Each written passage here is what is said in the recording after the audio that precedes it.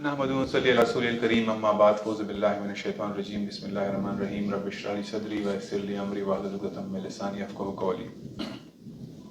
جزاک اللہ خیر اس پروگرام کے انتظام کا اور مجھے موقع دینے کا کہ اس نازک صورتحال میں جو ابھی پاکستان فیس کر رہا ہے میں اپنے رائے کا اظہار کر سکوں۔ اور اس وقت پاکستان کے حالات جو ہیں وہ بظاہر ایسا دکھایا جا رہا ہے کہ کام ڈاؤن ہو رہے ہیں، لیکن ایکچولی سچویشن ابھی بھی بہت زیادہ سینسیٹیو ہے۔ حالات جو ہیں وہ نارمل نہیں ہیں، حالات ایک دفعہ پھر تبدیلی کے دہانے کی طرف جا رہے ہیں اور عید کے بعد پروبیبلی حالات مزید کشیدہ ہو سکتے ہیں۔ اس وقت پاکستان کے عوام میں، افواج پاکستان میں شدید ایک رعامہ ہے امریکہ کے خلاف، اس بات سے قطع نظر کہ گورنمنٹ کو سازش کے ذریعے ہٹایا گیا تھا یا یہ ایک اندرونی پاور سٹرگل تھی۔ اس ڈسکشن کو ایک منٹ کے لیے اوائڈ کر دیں، کیونکہ تھا یا نہیں تھا اسے کوئی فرق نہیں پڑتا۔ عوام کی اکثریت امریکی مداخلت کو ایک بڑے لمیٹڈ لیول پہ ڈسکس کر رہی ہے کہ جی مراسلہ آیا تھا، مراسلہ نہیں آیا تھا، مراسلہ میں مداخلت تھی، مراسلے میں سازش تھی، مراسلہ یہ تھا، مراسلہ وہ تھا۔ حالانکہ امریکہ کی مداخلت پاکستان کے معاملات میں 70 سال ہو گئے ہیں اور پاکستان کے لوگوں سے کوئی چھپی ہوئی بات تو نہیں ہے، وہ ہمیں مائکرو مینج کر رہے ہیں۔ کیا اس سے پہلے حکومتیں جو ہیں وہ امریکہ کی مرضی کے خلاف آئی ہیں جو اس دفعہ کچھ اور ہوا ہے؟ کیا اس سے پہلے حکومتیں امریکہ کی مرضی کے خلاف گئی ہیں جو اس دفعہ کچھ اور ہوا ہے؟ یہ تو ایک کنسسٹنٹ تھیم ہے پاکستان کے اندر، تو کیا نیا ہے؟ امریکہ کی مداخلت پہلے بھی جاری تھی، عمران خان دور میں بھی جاری تھی اور کنٹینیوس جاری تھی، اور یہاں پہ ایک بندہ ایسے اختلاف نہیں کر سکتا کہ عمران خان دور میں بھی امریکہ کی غلامی ویسے کے ویسے جاری رہی، جس طرح نواز دور میں جاری تھی، جس طرح زرداری دور میں جاری تھی، اس سے پہلے مشرف دور میں جاری تھی اور اس سے پہلے پچھلی حکومتوں میں جاری تھی۔ کوئی ایک بندہ اس بات سے اختلاف نہیں کر سکتا۔ جب عمران خان نے ٹرمپ کو مسئلے کشمیر پر مداخلت کرنے کے لیے کہا اور کہا کہ آپ اس مسئلے کو حل کریں، یہ مداخلت نہیں تھی۔ جب عمران خان نے امریکہ کے اخبار میں کالم میں امریکہ سے کہا کہ افغانستان کے مسئلے پر آپ ہمیں ایسے ہیلپ کریں اور ایسے ہیلپ کریں اور ایسے ہیلپ کریں، تو یہ مداخلت نہیں تھی ہمارے معاملات میں۔ جب خان صاحب نے امریکہ سے یہ کہا کہ طالبان کی معاشی حالت بہت کمزور ہے اور اس کمزور حالت سے فائدہ اٹھا کر ان کو امریکی ڈیموکریٹک سٹائل کی طرف، مغربی طرز حکومت کی طرف گامزن کیا جا سکتا ہے، تو یہ مداخلت نہیں تھی۔ کیا بالاکوٹ کے معاملے پہ پاکستان نے امریکہ سے نہیں کہا کہ وہ مداخلت کرے؟ کیا FATF کے تمام جو ریکوائرمنٹس تھی، 27 ایکشن پوائنٹس تھے، اس پر عمل درآمد عمران خان دور میں نہیں ہوتا رہا جیسے کہ نواز شریف دور میں ہو رہا تھا، جیسے کہ زرداری دور میں ہو رہا تھا؟ ویسے اس پہ نہیں چلتا رہا۔ کہ IMF اور اسٹیٹ بینک کی خود مختاری ہمارے سامنے قانون پاس کر کے سرنڈر نہیں کی گئی، اسی دور میں نہیں ہوا؟ کیا ایئر لائن آف کمیونیکیشن اور گراؤنڈ لائن آف کمیونیکیشن، جس کی وجہ سے آج امریکی ڈرون کابل کے اوپر محو پرواز ہیں، کیا اس دور میں نہیں چل رہا تھا سب کچھ؟ تو مداخلت تو موجود تھی، پہلے بھی، خان صاحب کے دور میں بھی اور ابھی بھی۔ مداخلت میں کوئی فرق نہیں آیا۔ اور جو ابھی حکومت ہے ان کا ویژن تو خیر خواجہ آصف صاحب نے بڑے فخر سے بتا دیا ہے، اور اس نے کہہ دیا کہ امریکہ کی مدد کے بغیر اور مغرب کی مدد کے بغیر ہماری کوئی حیثیت ہی نہیں ہے۔ بیگرز آر ناٹ چوزرز، ہمارے پرائم منسٹر صاحب نے بھی بتا دیا ہے۔ اب یہ میں راستے میں آ رہا تھا تو میں احسان اقبال صاحب کا ایک بیان پڑھ رہا تھا جس میں اس نے کہا کہ غیر ملکی انویسٹمنٹ کے بغیر پاکستان ترقی نہیں کر سکتا، دنیا سے کٹ کے ہم نہیں چل سکتے، دنیا کی مدد اور انویسٹمنٹ کے ساتھ ہی ہم ترقی کر سکتے ہیں۔ جیسے کہ ریکو دیکھ کے اندر ترقی تب ہوگی جب بیرک گولڈ اس میں انویسٹ کرے گا، پاور سیکٹر میں ترقی تب ہوگی جب چین ہمیں قرضے دے گا، انفراسٹرکچر میں ترقی تب ہوگی جب چینی قرضوں کے ذریعے سی پیک آئے گا، پائپ لائن ہمارے تب بچیں گے جب روس اس میں انویسٹ کرے گا، اور ہم کامیاب تب ہوں گے جب مغرب ہمیں اپنی مارکیٹ کا ایکسس دے گا، اور ہماری جو ہیومن ریسورس ہے اس کی کپت وہاں پہ ہوگی، تب ہم ترقی کریں گے۔ یہ ہے ویژن موجودہ حکومت کا، پچھلی حکومت بھی ایسی تھی، انہوں نے ذرا کھل کے کہہ دیا۔ مفتاح اسماعیل صاحب واشنگٹن پہنچ چکے ہیں، وہاں پہ وہ آلریڈی کہہ چکے ہیں کہ IMF کی شرطوں سے ہٹ کر ہم نے بڑا ظلم کیا ہے اور ہمیں IMF کی شرائط پوری کرنی پڑیں گی۔ میری آپ سب لوگوں سے درخواست ہے کہ جس کے پاس بائک ہے، جس کے پاس گاڑیاں ہیں، اپنے ٹینک فل کروا لیں. اس نظام میں یہی چھوٹی چھوٹی خوشیاں آپ کو ملنی ہے کہ میں نے ریٹ بڑھنے سے پہلے ٹینک فل کروا لیا تھا، مجھے 60 روپے کی بچت ہو گئی اور مجھے 100 روپے کی بچت ہو گئی. جب حکومت اور اپوزیشن دونوں کا ایک ہی حال ہے، جب دونوں ہی پپٹس ہیں، دونوں ہی کرائم منسٹرز ہیں، دونوں ہی ایجنٹس ہیں، تو پھر ہمارے پاس وے فارورڈ کیا ہے؟ ہم اسلام کی ڈائریکشن کیا ہے؟ ہم غیر ملکی مداخلت سے جان کیسے چھڑائیں؟ آزادی کیسے ملے گی؟ غلامی کیسے ختم ہوگی؟ یہ خلافت جو ہے یہ گلوبل آرڈر کیسے قائم کرے گی جب ہم حقیقی طور پر آزاد ہو جائیں گے اور ہمارے معاملات ہماری مرضی سے چلیں گے اور ہم اپنے امور پر ہمارا پورا کنٹرول ہوگا اور ہم کسی کی نہیں سنیں گے؟ جب ہم اصل میں نو مور کہیں گے، جب ہم سچ میں ایبسولوٹلی ناٹ کہیں گے، صرف ریٹورک کے لیے نہیں، ڈائلاگز کے لیے نہیں، سیاسی بیان بازیوں کے لیے نہیں، حقیقت میں جب ہم ایبسولوٹلی ناٹ کہیں گے اور جب ہم انہیں کہیں گے کہ ڈو مور، وہ کیسے آئے گا؟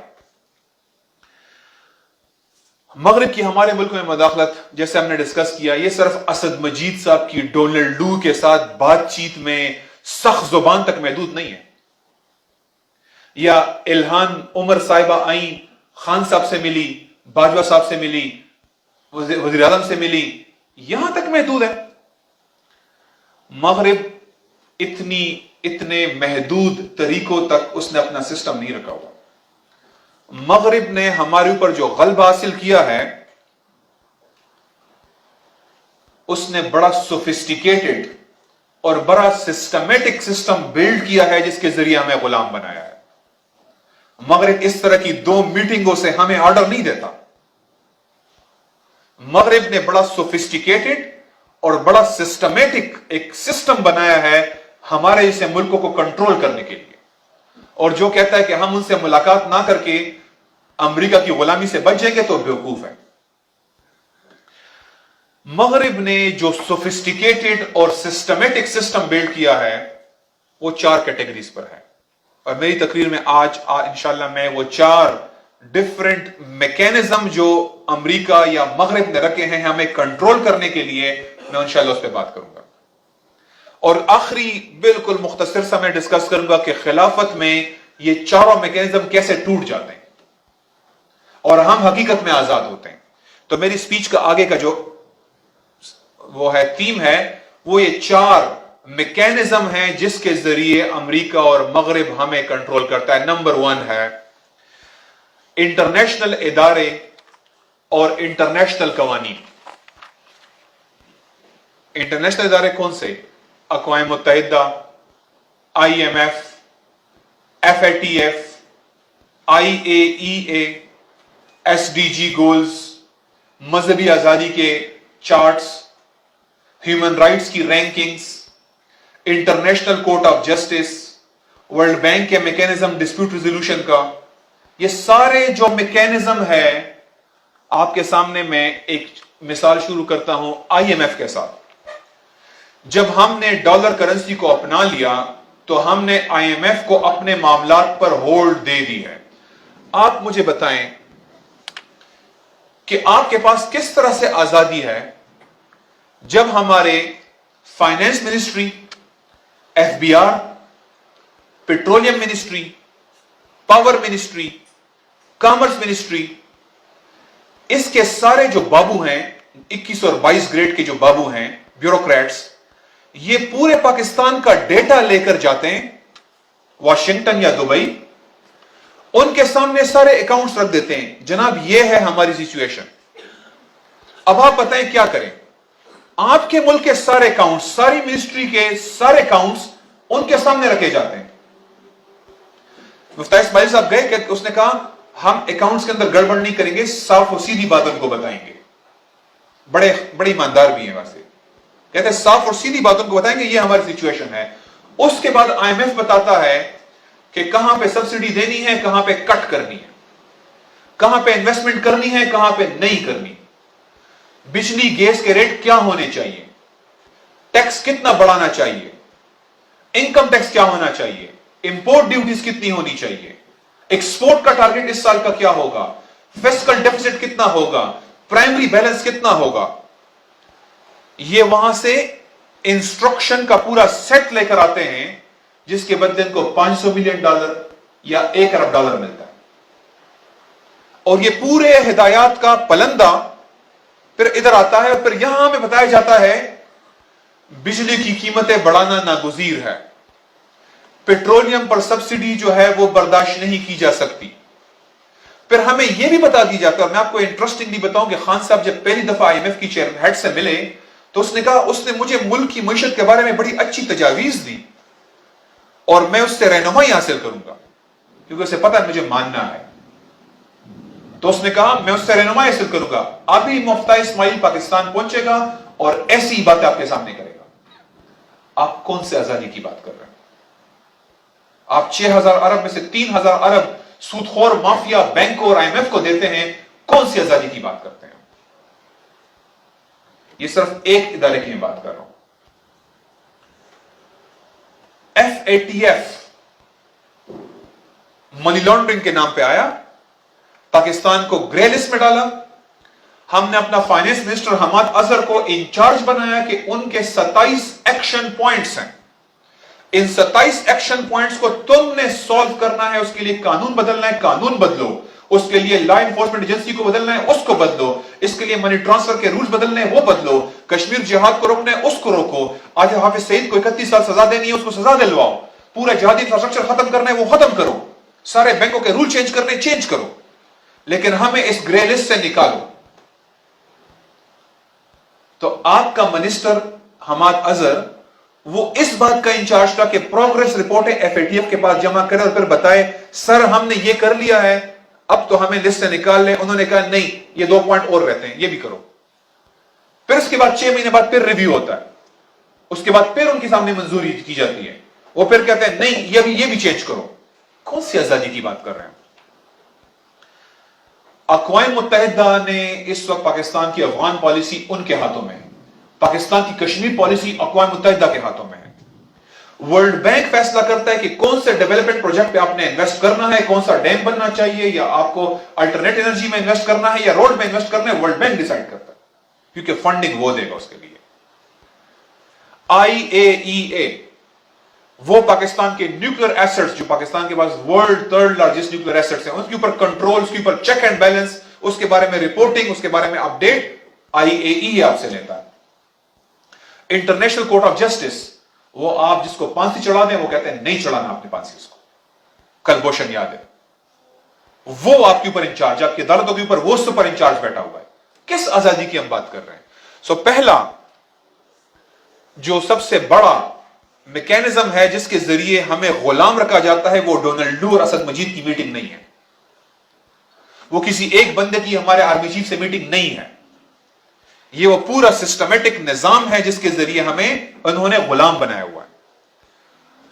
पॉइंट नंबर 2, मगरिब के वो निजाम जो हमारे मुल्क में नाफिज है। पहली बात किसकी हुई? इंटरनेशनल कवानीन, इंटरनेशनल इदारों की। पॉइंट नंबर 2 क्या है? हमारे मुल्क के अंदर जो निजाम नाफिज है, यह मगरिब की पैरवी करता है। हमें 57 टुकड़ों में नेशन स्टेट के जरिए तकसीम किया गया है। इससे बढ़ के क्या गुलामी हो सकती है? आपकी ताकत को तितर बितर कर दिया गया, टुकड़े टुकड़े कर दिया गया। आपकी अफवाज अफगानिस्तान की अफवाज के साथ लड़ रही है। इस टाइम जब हम बात कर रहे हैं, आपस में दूसरे के ऊपर गोला बारूद और तोपखाने से लड़ रही है, लेकिन इंडिया के साथ सीज फायर करती हैं। इंडिया के साथ सीज फायर करती हैं, लेकिन ड्यूरन लाइन के ऊपर इस वक्त एक दूसरे के ऊपर बमबारियां कर रहे हैं। पाकिस्तान के जहाज उड़कर अफगानिस्तान में बम्बिंग करते हैं, वहां से फायर इधर आते हैं। टुकड़े टुकड़े कर दिए उन्होंने हमें। ये जो जमहूरियत है जो उन्होंने हमें दी है, इसमें सब कुछ जायज हो जाता है। जो मर्जी जायज करवा लें। मुल्क की आधी दौलत IMF को देना, बैंकों को देना जायज है, कुछ इलीगल नहीं है, सब कानूनी है। ये छोटे चोर, उचक्के, उटाईगीर, जेब कुतरे, ये लोग सख्ती से मना है। इनकी जरूरत नहीं है जमहूरियत में, इनको सजा मिलेगी, ये कोटलखपत में बैठेंगे। یہ اڈیالہ جیل میں جائیں گے. لیکن جنہوں نے سوٹ پہنا ہوگا, ٹائی, بالوں میں جیل لگاتے ہیں, واسکٹ پہنتے ہیں, تھوڑی بہت انگلش بول لیتے ہیں, اقبال, فیض, جالب کی شاعری بھی ان کو آتی ہے, یہ لوگ ہیں جو سب سے بڑے چور ہیں, اور یہ سیاسی جماعتوں میں بیٹھے ہوئے ہیں. اور انہوں نے مغرب کے فرنٹ مین ہیں, مغرب کو اپنی آدھی دولت ملکی لوگوں سے لوٹ کر ان کے حوالے کرتے ہیں. سب کچھ لیگل ہے, ان پہ کوئی کیس نہیں ہو سکتا. یہ وہ لوگ ہیں جو ابھی چاہیں تو کہیں ہم لوگوں کو انشورنس اسکیم کے ذریعے ہیلتھ کارڈ دے رہے ہیں, تو وہ کام جو ہم 50 ارب میں کر رہے تھے 200 ارب میں کرنا شروع کر دیا. یہ پیسہ کس کے پاس جا رہا ہے؟ پرائیویٹ اسپتالوں کے پاس جا رہا ہے, انشورنس کمپنیوں کے پاس جا رہا ہے. کہتے ہیں آپ کی خدمت کریں, آپ کو تو علاج ہو رہا ہے نا, تو یہ پیسے کہاں سے آ رہے ہیں؟ 50 ارب کی جگہ پہ 200 ارب میں وہ کام کر رہے ہیں, پیسے آ کہاں سے آ رہے ہیں؟ پیسے آپ ہی سے نکالے جا رہے ہیں. لیکن اس کا ایک بڑا حصہ اب پرائیویٹ اسپتالوں کے پاس جا رہا ہے اور انشورنس کمپنیوں کے پاس جا رہا ہے. وہ سٹنٹ جو 12,000 میں پڑتا ہے, 1,94,000 میں میرے دوست نے سٹنٹ لگوایا. کہاں جا رہا ہے پیسہ؟ یہ مت کہیں کہ مجھے اچھا علاج مل گیا, اس علاج کی ساری آپ کی چمڑی ادھیڑ کر آپ سے وہ پورا کر رہے ہیں لوگ. سب کچھ لیگل ہے. آپ ہی کے پیسے اٹھا کر پرائیویٹ اسپتالوں کو دینا, انشورنس کمپنی کو دینا لیگل ہے. ہمارے تیل, گیس, سونا, چاندی, کول, آئرن, کوبالٹ, کرومیم, یہ جو بلینز آف ڈالر کے ذخائر ہیں, 4, 5, 3 اور 6% رائلٹی پہ کمپنیوں کے حوالے ہو جاتے ہیں. 6% رائلٹی پہ, یعنی 6% سرکار کو دیں, باقی سب آپ کا ہے. یہ کیا لوٹ مار ہے؟ زمین کے اندر دولت ہے, ہماری ہے, قوم کی ہے, ملک کی ہے, لوگوں کی ہے, کمپنیوں کی کیسے ہو گئی؟ سب لیگل. یہ بزنس ماڈل ہے, لیگلائزڈ چوری. یار یہ بڑے لو لیول کا کام ہے یار. بائک پہ بیٹھو, گن اٹھاؤ, بندے سے موبائل پکڑو, بھاگو, کہیں نہ کہیں گولی بھی لگ جاتی ہے, کہیں نہ کہیں پکڑے جاتے ہو, 2-3 دفعہ کرنے کے بعد کہیں نہ کہیں پولیس کے ہاتھ چڑھ جاؤ گے, الٹا لٹکا کے تمہیں الٹا لٹکا کے ماریں گے. یہ کون سا طریقہ ہے؟ یہ طریقہ اپناؤ, جمہوریت میں M&A بن جاؤ, ہر انلیگل چیز کو لیگل کر دو. بلین سے کم کام نہ کرو, اس میں اگر پکڑے جاؤ گے. بلینز ٹریلینز میں ڈیل کرو, سیف ہو. چلیں اور چھوڑ دیں, آپ پکڑے بھی جائیں نا کرپشن کے ساتھ, نیب کے ساتھ پلی بارگین کر لیں. قانون میں لکھا ہوا ہے کہ نیب 50% دے دیں, نیب آپ کو معاف کر دے گا. لیگل ہے سب کچھ. تو چھوٹے والے لیول سے ہٹیں, اوپر لیول پہ آئیں. یہ ہے ڈیموکریسی. تو ہماری دولت ملٹی نیشنل کے پاس جاتی ہے, بینکنگ مافیا کے پاس جاتی ہے, IMF کے پاس جاتی ہے, انشورنس کمپنیوں کے پاس جاتی ہے, سب کچھ لیگل. اور اس سسٹم نے بجلی بنانے کا کام وافد اور سرکار سے چھین کر دے دیا کمپنیوں کو. 900 ارب روپے کی کیپیسٹی پیمنٹ دے رہے ہیں ہم ان کو. یعنی بجلی نہ بناؤ تو آپ کو اتنے پیسے ملیں گے. پورے پاکستان کے بجٹ سے زیادہ ہے جو ہم ڈیولپمنٹ کا بجٹ ہے فیڈرل, اس سے زیادہ ہم صرف اس پہ پیمنٹ دے رہے ہیں. لیگل کانٹریکٹس ہیں سرکار کے اور ان کے درمیان میں, ورلڈ بینک گارنٹور ہے درمیان میں, سورن گارنٹیز ہیں. یہ ہے کرپشن کا لیول. یہ جو فیڈرل سٹرکچر ہے ہمارے مسلم ورلڈ میں, جو علاقہ الگ ہوا اس وفاقی نظام کی وجہ سے ہوا. کبھی بلوچستان کو آزادی چاہیے, کبھی پختونوں کے ساتھ ظلم ہو رہا ہے, کبھی سندھو دیش ان کو چاہیے. سوڈان میں مغربی جنوبی سوڈان الگ ہو گیا, انڈونیشیا سے ایسٹ تیمور اور آچے الگ ہو گیا. عراق عملاً 3 پارٹ میں ڈیوائڈ ہو چکا ہوا ہے اس فیڈرل نظام کی وجہ سے. کوئی ایک ملک نہیں, یہ 3 ملک ہیں اس وقت. اس وفاقی نظام بنگال ہم سے اسی لیے الگ ہوا. ہمارے ملکوں میں ویسٹرن ریپبلکن فیڈرل سٹرکچر ہمارے اندر رکھا ہوا ہے. سب کچھ وہی ہو رہا ہے جو وہ چاہتے ہیں. یہ غلامی ہے. سیکولر عدلیہ یہ غلامی ہے. جو پورا تعلیم کا نظام ہے یہ غلامی ہے. یہ ہے سیکنڈ لیول. ہمارے ملکوں میں اپنا نظام نافذ کر کے یہ لوگ ہمیں غلام بنائے ہوئے ہیں. تو نمبر 1 کیا تھا؟ انٹرنیشنل ادارے اور انٹرنیشنل قوانین. نمبر 2 کیا ہے؟ ہمارے ملکوں کے اندر جو نظام نافذ ہے, یہ 1940s 1950s میں مسلم ورلڈ کے اندر ہر جگہ پہ انہوں نے یہ انسٹیٹیوشن بلڈ کیے اور اس کے ذریعے وہاں پہ حکومت کر رہے ہیں. جو تیسرا ہے بڑا سٹریٹ فارورڈ, بڑا سمپل ہے, اور وہ ہے فوجی موجودگی یا ایمبیسیز جو ہیں ان کی. ویسٹ डायरेक्ट आया हुआ है, अफगानिस्तान में आया था, इराक में मौजूद है, यमन के अंदर मौजूद है, शाम के अंदर रूस मौजूद है, ईस्ट तुर्किस्तान में चाइना मौजूद है, कश्मीर में इंडिया मौजूद है। जब उनसे मामलात, उनको लगता है कि उनके एजेंट नहीं संभाल पाएंगे, वो खुद डायरेक्ट आ जाते हैं, तो डायरेक्ट वो आए हमारे पास। अब हम किस तरह से आजादी का दावा करें जब हमारा कबल अव्वल जो है वो यहूद की गिरफ्त में है, और मस्जिद के अंदर ऐसे पटाखे और धमाके हो रहे हैं जैसे कि हम वार जोन में बैठे हुए हैं। ये हो रहा है मस्जिद अक्सा के अंदर आज। हर दूसरे दिन गजा के ऊपर रॉकेट की बमबारियां होती हैं, मिसाइल फायर होते हैं, औरतों की बेहरमती होती है, बच्चों को गिरफ्तार करते हैं। 1700-1800 बच्चे 8 साल के और 9 साल के जेलों में बंद हैं। कौन सी आजादी की हम बात कर रहे हैं? कश्मीर ऑक्युपाइड है, मशरकी तुर्किस्तान में क्या हो रहा है, शाम के अंदर वो क्या कर रहे हैं। रूस ने अपने 200 हथियार शाम में टेस्ट किए। ये टेस्टिंग ग्राउंड है मुसलमान। जरा देखते हैं ये वेपन कैसे काम करता है, मुसलमानों पे फेंक दो। तो मगरिब की फौजी मौजूदगी, मगरिब की एम्बेसीज की मौजूदगी में कैसे हम आजादी क्लेम कर सकते हैं। और नंबर 4, और 4th नंबर पे है हमारी जो फौजी सियासी अशराफिया है, जो एलीट है, जो रूलर्स हैं। रूलर्स प्राइम मिनिस्टर को नहीं कहते हैं, जो असल में हुक्मरान है वो सारे लोग, वो प्राइम मिनिस्टर हो, वो चीफ मिनिस्टर हो, वो गवर्नर्स हो, वो हमारी इंटेलेक्चुअल एलीट हो, वो मीडिया की एलीट हो, वो एजुकेशन की एलीट हो। ये जो लोग हैं, ये या इन्होंने मगरिब में पढ़ा हुआ है,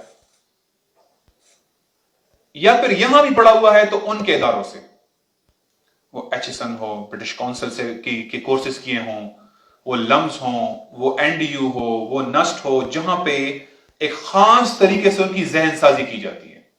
जहां तक साइंसेस की बात है, इट्स यूनिवर्सल, उसमें कोई मसला नहीं है। लेकिन जब पॉलिटिकल साइंस आप वेस्ट का पढ़ते हैं, जब आप लॉ वेस्ट का पढ़ते हैं, जब आप सोशियोलॉजी वेस्ट का पढ़ते हैं, जब आप हिस्ट्री वेस्टर्न स्टाइल से पढ़ते हैं, जब आप कंपैरेटिव रिलीजन वेस्टर्न स्टाइल में पढ़ते हैं, तो आप मगरिब के एजेंट बन जाते हैं। और हमारी पूरी पॉलिटिकल एलीट, हमारी पूरी मिलिट्री एलीट, वो वेस्ट से ट्रेंड है, इधर है या उधर है, ट्रेंड वेस्ट से है। आज सारे मिनिस्टर मेन उठा लें, जो प्लानिंग मिनिस्टर है, फाइनेंस मिनिस्टर है, सब ने वहां से डिग्रियां की हुई है। इससे पिछली हुकूमत को उठा लें, सब वहां से पढ़े हुए हैं। And they come with a specific mentality. इनको सेकुलरिज्म ही दुरुस्त निजाम लगता है, और मजहब का इन्फ्लुएंस फितना और फसाद लगता है। अगर कोई मजहबी इख्तिलाफ हो तो यह फिरकावारियत है, और अगर सेकुलर इख्तिलाफ हो तो जमहूरियत का हुस्न है। वो अगर मजहबी लोग सड़क पे आ जाएं तो ये फसाद फैला रहे हैं, अगर वो सड़क पे आ जाए, जमहूरी हक है, लोगों का हक है जमहूरियत में, खा वो स्ट्राइक करना हो, वो चीजें तोड़ना हो, ये जमहूरियत है। पार्लियामेंट में दूसरे का मुंह तोड़ना हो, ये जमहूरियत का हुस्न होता है। लेकिन इस्लाम के से रिलेटेड जरा सी कोई बात आ जाए, ये फौरन चीखना शुरू कर देते हैं। ये वेस्टमिंस्टर डेमोक्रेसी को हुकूमती निजाम की महराज समझते हैं। खान साहब ने जब आए तो उसने कहा था, मैं वेस्टमिंस्टर स्टाइल में हर दफा असेंबली में हाजिर होऊंगा और क्वेश्चन का जवाब दूंगा, जैसे कि वहां प्राइम मिनिस्टर को जवाब देता है। उस मॉडल से इंप्रेस्ड है, हमें वही चाहिए। मुझे पीटीवी को बीबीसी की तरह बनाना है, उस मॉडल से इंप्रेस्ड है ये लोग। इन लोगों को कानून के अंदर, जो इस वक्त कोर्ट्स के अंदर कॉमन लॉ है, जो अंग्रेज का कानून है, वो आइडियल लगता है। मैं वकीलों से मिलता रहता हूं और वो इंप्रेस्ड है उससे। वो समझते इतना आला, इतना अरफा निजाम, इतना नफीस निजाम, इतना जबरदस्त सिस्टम आ नहीं सकता। हालांकि वो देख रहे हैं कि लाखों लोग रोल रहे हैं उसमें, लेकिन जब वो उस जुडिशियल इंटरप्रिटेशन करते हैं, वो कहते हैं वाह जज साहब ने क्या जबरदस्त एंगल निकाले हैं। उस कॉमन लॉ कोर्ट से वो इंप्रेस्ड हैं। उनसे कहो शरीयत, कहते हैं नहीं नहीं, वो पुराना निजाम है, वो नहीं चलेगा। ये अपडेटेड, ये इर्तिकाई निजाम है, प्रोग्रेसिव सोच अपनाएं आप। ये अब डेवलपमेंट हो चुकी हुई है, इसके अंदर कमी कोताही होगी ठीक कर देंगे, लेकिन ये वेस्ट का निजाम ही होना चाहिए। कैपिटलिस्ट मॉडल को हर आखिर समझते हैं ये लोग। मैं आप सबको रिकमेंड करूंगा, अभी एक प्रॉफिट मैगजीन ने मुफ्ती इस्माइल का एक इंटरव्यू किया है जिसमें 3-4 इकोनॉमिस्ट हैं, और आप सिर्फ इस बंदे का इंटरव्यू सुने जिसमें वो पूरा कैपिटलिस्ट मॉडल के एक एक एस्पेक्ट आपके सामने रखता है और कहता है कि ये तरक्की का रास्ता है, बस इसके अलावा कोई रास्ता नहीं है। मजाक उड़ा रहा है आज वेस्ट में जाके कुरान का और कुरान के अल्फाज का, अमर बिल मारूफ और नही अनहिल मुनकर का मजाक उड़ा रहा है आज। कैपिटलिस्ट सिस्टम हर पे आखिर है। Same is the case with Hammad Azhar. मैं कोई एक पार्टी की बात नहीं कर रहा। शौकत तरीन, हफीज पाशा, हफीज शेख, सारे वहां से ग्रेजुएट हैं, वहां से मास्टर्स हैं, वहां से पीएचडी हैं, और उनके सोल्यूशन हम पे नाफिज कर रहे हैं। यही 25 लोग हैं पाकिस्तान में।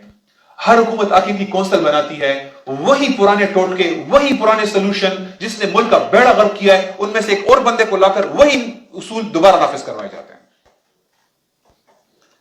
ये लोग मगरिबी एन के पहनी भी, इन्होंने हर चीज उधर से देखते हैं। जो चीज वेस्ट से मैच करती है, मजहबी आजादी, वाह आला, बहुत जबरदस्त आइडिया है मजहबी आजादी, यानी इस्लाम की तौहीन करो, मजहबी आजादी है। देखिए ना, वेस्ट भी तो तरक्की कर रहा है। वेस्टर्न लिबरल आइडियाज को ये ऑन करते हैं ये लोग।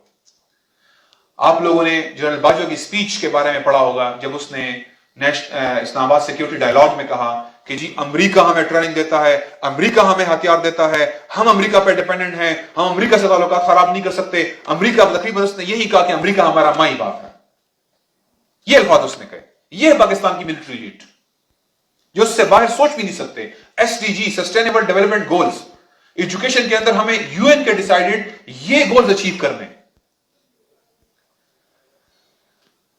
और अगर आप मैं जिस तरह आपके सामने जनरल बाजवा की तकरीर का हवाला दिया, आप शहबाज गिल की तकरीर सुने।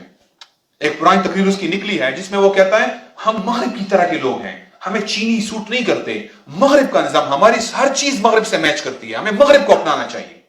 वो शहबाज गिल जिसने डॉक्टरेट की है, वो स्पीच कर रहा है और कहता है कि सीपैक बंद होना चाहिए। मुझे सीपैक मैं खुद भी समझता हूं बंद होना चाहिए। हमें किसी भी बाहर की पावर्स के ऊपर डिपेंडेंस नहीं होनी चाहिए, हमारी अपनी रिसोर्सेज के ऊपर सब कुछ खड़ा होना चाहिए। लेकिन उसका आइडिया सुने, वो कहता है सीपैक गलत है, अमेरिका के साथ हमें लिंक जोड़ना चाहिए, क्योंकि अमेरिका और हम एक तरह के लोग हैं, मगरिब और हम एक तरह के, तो हमें उनके साथ लिंक जोड़ना चाहिए। ये शहबाज गिल की स्पीच है। ये अवाम से कट चुके हैं, ये अवाम को जाहिल समझते हैं। ये समझते हैं इन लोगों ने पढ़ा नहीं है, मॉडर्न एजुकेशन वेस्ट की नहीं की हुई, इसलिए इनको समझ नहीं है, और हम किसी तरीके से वेस्टर्न मॉडल ही इनके ऊपर नाफिज करेंगे। ये जो पॉलिटिकल एलीट है पाकिस्तान की, ये जो मिलिट्री एलीट है, ये मुसीबत की जड़, ये वेस्ट के एजेंट्स हैं। बेशक वो सिंसियर हो, बेशक वो सिंसियर हो, ये मेंटली वेस्ट के एजेंट्स हैं। कुछ पेड एजेंट्स हैं और कुछ फिक्री एजेंट्स हैं। सो नंबर 4 जो हमारे पास है वो है वेस्टर्न एजेंट्स जो हमारे मुस्लिम वर्ल्ड के अंदर मौजूद हैं। तो अगर मैं क्विकली रिकैप करूं, इंटरनेशनल इदारे और कवानीन, हमारे मुल्कों के अंदर मगरिबी निजाम, मगरिब की बराह रास्त प्रेजेंस, और नंबर 4 मगरिबी एजेंट हुक्मरान, मगरिबी एजेंट तबका जो हमारे मुल्क के अंदर मौजूद है। ये है 4 सोर्सेज ऑफ अमरीकी गुलामी, मगरिब की गुलामी। और हमारे मुल्कों में जो असल में सबसे बड़ी इंटरफेरेंस हुई थी वो 3 मार्च 1924 को हुई थी,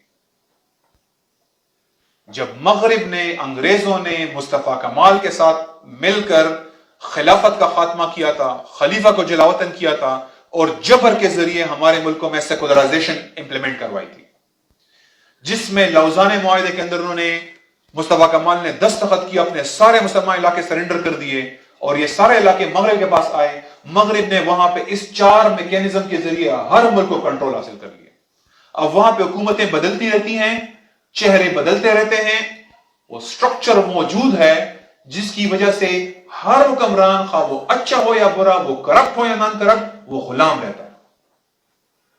तो ये वो सबसे बड़ी इंटरफेरेंस थी जिसकी वजह से हम आज गुलाम हैं। हिंदुस्तान में ये इंटरफेरेंस 1857 में हुई थी, जब मुसलमानों को शिकस्त हुई और जब सर सैयद और देवबंद अलग अलग हो गए اور ہمارے ملکوں کے اندر سیکولرائزیشن کی جڑ رکھ دی گئی کہ مذہبی تعلیم الگ ہے اور دنیاوی تعلیم الگ ہے، اور ان کو فیسیلیٹیٹ کیا گیا تاکہ یہ الگ الگ رہیں، اور وہ ادارے بلڈ کیے گئے، وہ سیاسی نظام بلڈ کیا گیا، وہ عدالتی سسٹم بلڈ کیا گیا، وہ پولیس ایکٹ بلڈ کیا گیا، وہ زمینوں کے قوانین، وہ آئلی قوانین، سارے کے سارے اس طرح کنسٹرکٹ کیے گئے کہ ہم مغرب کے غلام رہیں۔ اور ان چار اسالیب کو جب تک ہم ختم نہیں کریں گے تب تک آزادی کے ہم گرد کو بھی نہیں پا سکتے۔ آزادی تو چھوڑ دیں، 10 دفعہ چہرے بدل جائیں، یہ ہے وہ پروجیکٹ جس میں ہمیں ان چار اسالیب سے جان چھڑانی ہے، اور خلافت علی منہاج النبوہ ان چاروں اسالیب کو، ویسٹ کی جو انفلوئنس ہے اس کو کرش کرتی ہے۔ خلافت اپنا ورلڈ آرڈر قائم کرتی ہے، خلافت یونائٹڈ نیشن کی ممبر نہیں بنتی، خلافت IMF کی ممبر نہیں بنے گی، خلافت FATF کو ختم کرے گی، خلافت ورلڈ بینک سے لون نہیں لے گی، خلافت ان اداروں کو جڑ سے اکاڑے گی، پورے باقی دنیا کو اپنے ساتھ ملانے کی کوشش کرے گی۔ اول تو مسلم ورلڈ جو دنیا کے مرکز کے اوپر ہے، پھر اس کے بعد جو تھرڈ ورلڈ ہے اس کو اپنے ساتھ جوڑے گی تاکہ ہم دنیا کو اس ورلڈ آرڈر سے آزاد کرائیں، نہ کہ صرف اپنے آپ کو۔ اور یہ ورلڈ آرڈر آلریڈی فریجائل ہو چکا ہوا ہے، روس میں سے الگ ہونا چاہتا ہے، چین الگ ہونا چاہتا ہے، ایک فریگمنٹیشن آلریڈی موجود ہے۔ تو اگر ایک مضبوط طاقت اٹھتی ہے تو اس اداروں کو ختم کرنا بالکل مشکل نہیں ہوگا انشاءاللہ تعالی۔ آج سری لنکا بھیک مانگ رہا ہے، پیٹرول کی قطاروں میں کھڑے ہوئے لوگ انتظار میں مر گئے۔ یہی حالت وینزویلا کی ہے، یہی حالت برازیل کی ہے، یہی حالت چیلی کی ہے، یہی حالت اٹلی کی ہے، مختلف ملکوں میں یہ سچویشن پیدا ہوئی، یہی حالت گریس کی ہے۔ یہ ساری دنیا اس نظام سے تنگ ہے، ان کو ایک مضبوط طاقت چاہیے جو کھڑا ہو سکے، جو کھڑی ہو سکے ان اداروں کے خلاف، تاکہ دنیا ایک اور الٹرنیٹ پلیٹ فارم کی طرف آگے آئے، اور یہ انشاءاللہ خلافت مہیا کرے گی۔ تو اس طرح سے انٹرنیشنل اداروں کی جو بدماشی ہے اس کا خاتمہ کیا جائے گا۔ اللہ اکبر، اللہ اکبر، اللہ اکبر۔ جو ویسٹ کی پریزنس ہے، خلافت جہاد کرے گی، ریاستی جہاد۔ ہم لڑکے نہیں بھجوائیں گے، ہماری افواج جائے گی، ہمارا ٹینکور جائے گا، ہمارے SSG جائیں گے، ہماری تھرڈ ناردرن لائٹ انفینٹری جائے گی۔ ہم ان جرنیلوں کو کہیں گے کہ اپنے افواج اور آفیسرز کو آگے بھیجوائیں جو انتظار میں ہیں۔ وہ کشمیر ہم لڑکوں سے نہیں آزاد کروائیں گے، ہم مسلم امہ کو براہ راست جوڑیں گے۔ یہ افواج کا کام ہے، ہم نے اس کے لیے تربیت دی ہے۔ انہوں نے پھول ستارے اس لیے نہیں لگائے کہ وہ صرف بازاروں میں ان کی عزت کی جائے، ان کو اس لیے پھول ستارے لگائے گئے ہیں، تربیت کی گئی ہے تاکہ وہ مسلم علاقے آزاد کریں، اور وہ بالکل تیار ہیں اس بات کے لیے۔ آج ان کی ڈگنیٹی مجروح ہوئی ہے، کتنے سخت تکلیف میں آج کو افواج والے، ان کو لگتا ہے کہ امریکہ ہمارے ملک میں مداخلت کی ہے تو اتنی سخت ان کی انا مجروح ہوئی ہے۔ وہ بالکل عزت دار لوگ ہیں، وہ چاہتے ہیں، لیکن یہ جو لیڈرشپ ہے انہوں نے کو یہ غمال بنایا ہوا ہے۔ تو اس لیے خلافت اپنی افواج موبلائز کر کے مقبوضہ علاقوں کو رہا کرے گی تاکہ ان کی جڑیں یہاں سے ختم کر دی جائے۔ ان علاقوں میں ان کی کوئی ایمبیسی موجود نہیں ہوگی۔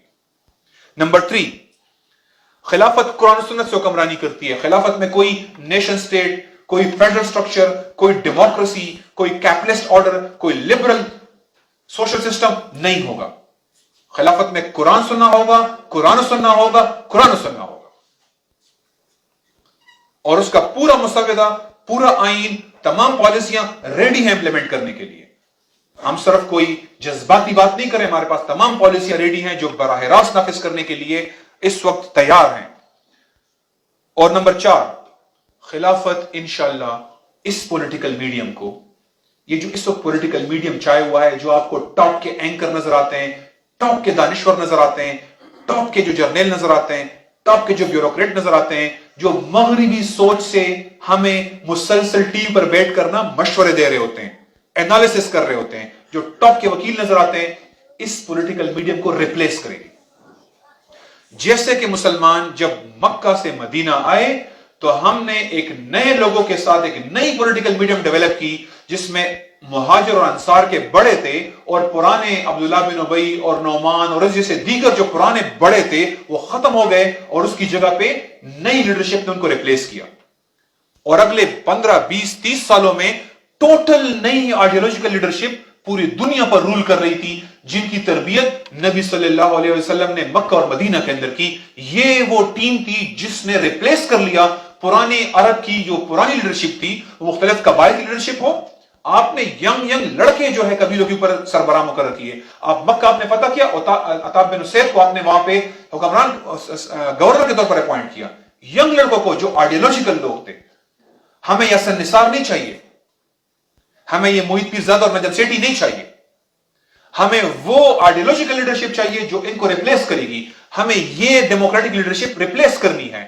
ہاں، اگر کوئی پرانی لیڈرشپ میں سے تھا اور وہ بدلتا ہے اور وہ اس اسلام کے ساتھ وفاداری کا اظہار کرتا ہے، وہ بالکل قبول ہے ہمیں. وہ ابو سفیان ہو، وہ امیر معاویہ ہو جو پہلے سے لیڈر تھے، یا حضرت عمر صلی اللہ عنہ ہو جو اس اسلام کی طرف آیا اور اسلام کو قبول کیا اور اسلام کے ساتھ کمٹمنٹ کا اظہار کیا، وہ اس نئی سیاسی قیادت کا حصہ بن گئے تھے سر. تو اس پورے پولیٹیکل میڈیم کو خلافت ریپلیس کرے گی، اور اس طرح ان چاروں ویسٹرن غلامی کا کلا کما کیا جائے گا.